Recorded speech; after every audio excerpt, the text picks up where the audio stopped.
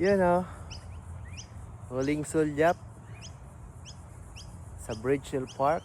Dito ako madalas tumambay. Galing na rin naman ako dito kaninang umaga. So madalas ako dyan umaakyat. Tapos dyan bumababa. Maganda rito.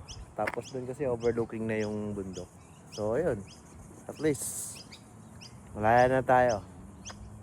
Thank you Lord. Talagang super blessings pa rin. Kahit na mga ganun yung mga nangyari ngayon sa akin dito sa regional. So napaka the best talaga ni God.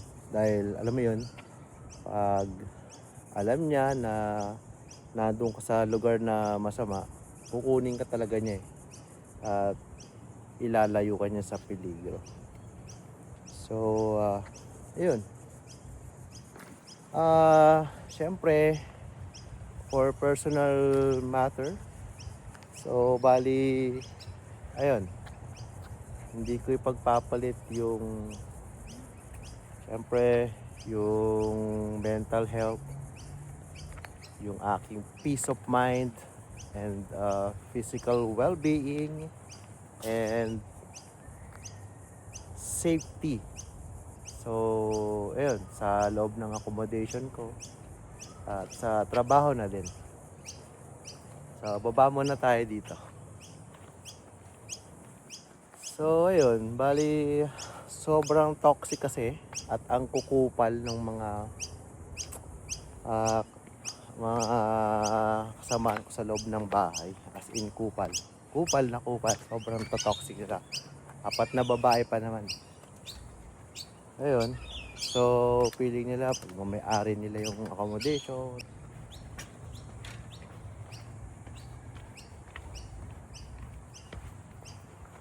Pagdating naman sa work, ayun din, ganun.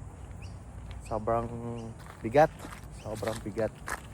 Sobrang toxic. May bully, lahat ng mabibigat na trabaho sa'yo.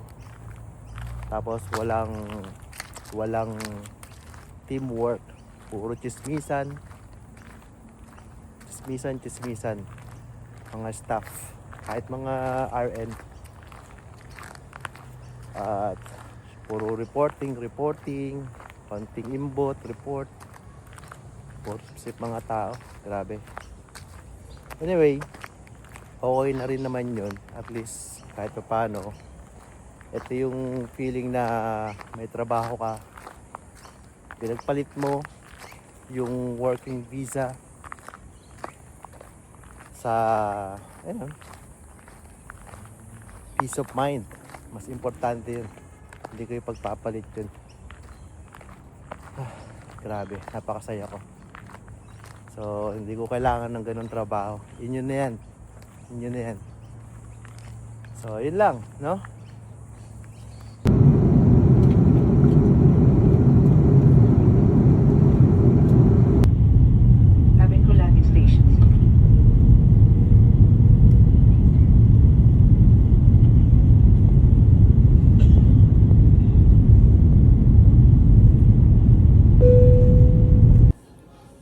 Hey, what's up guys? Nakabalik na ako ng Pilipinas. Pero pabalik na rin ako doon. So siguro hindi tayo pang regional, tayo ay pang city. So see you when I see you. Once again, this is Mark. No issues, no drama, just peace. Bye.